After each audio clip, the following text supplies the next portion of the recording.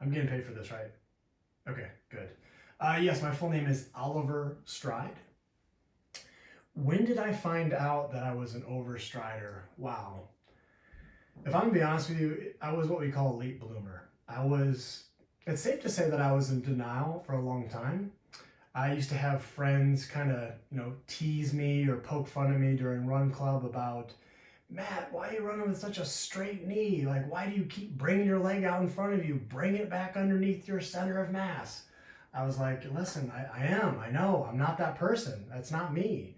They used to call me stiff knee, stiffy. It was tough. It was a rough time in my life, but I got the advice from some random guy on the internet to video myself running. I had no idea. You got to see yourself. I didn't realize that I was doing it. I can say it now. I was an overstrider. What were my initial thoughts?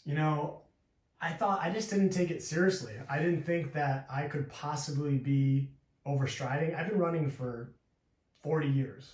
I know, do the math, I'm 33, it's crazy. But I thought just be running that long that there's no way I could be overstriding. There's no way I'd be alive and still doing this. So I was really taken aback. Like I said before, I was really emotional and in denial about it.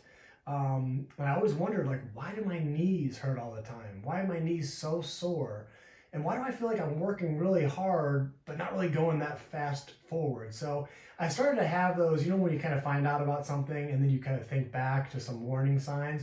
I can think back to a lot of warning signs now of the knee soreness, wearing out the back corners of my heels of my shoes. Just my foot would kind of like slap the ground. It was very loud. I was what you call a loud runner. People heard me from a mile away. My step rate on my watch, it was always like 152, 155. It was really kind of low. So those were some of the signs that I had early on to think back, maybe I was overstriding for a lot longer. Maybe this didn't just happen overnight, or maybe I'm an overstrider. What keeps me from slipping? Like anything, I got a support system. It's not something that I can just passively learn, just watch a video and know that I'm not overstriding anymore. I need that accountability. So I have a network. There's a group that we meet once every 2 weeks, and when we meet, we go over drills, whether they be cues that we think about to help prevent us from overstriding. So I've got that. I've had shirts made, little reminders. I even got land under your COM, center of mass, tattooed on my chest. That helps to remind me. So me personally, my mantra of what I think about when I'm running, the one that does it for me, is I try to think of the bottom of my foot like a stamp. I'm trying to land with that image as flat as possible underneath my hips, and land with that image flat. For whatever reason, that does it for me. I used to do the cadence, increase my cadence by about 10%.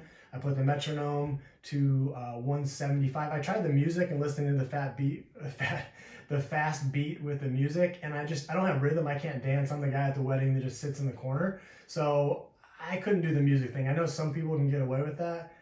Unfortunately, it's just not me. So I just had to listen to beep, beep, beep, and just keep up with it.